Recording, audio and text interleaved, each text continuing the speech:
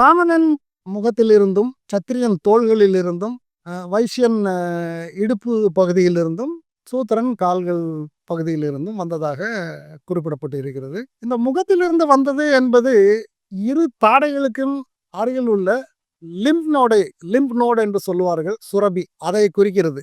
அதிலிருந்து தான் இந்த டி செல் ஆர் ஒயிட் செல் என்று அணுக்கள் வருகின்றன. அதுபோல ஆம்பிட், கை இடுக்குகளிலிருந்து வரக்கூடிய அதுவும் அந்த லிம்ப் நோடு தான். இதை தான் அவர்கள் சத்திரியர்களுக்கு அவர்கள் இடுப்பு பகுதியிலிருந்து வரக்கூடிய அங்குள்ள லிம்ப் நோடும் வைசியர்களை குறிப்பதாக காணப்படுகிறது.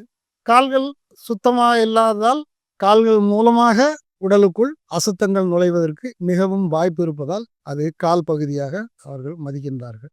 இதில் இந்த வர்ணங்கள் பிரகாரம் ஒரு மனித குலத்தை பிரிப்பது என்பது சரியாக படவில்லை.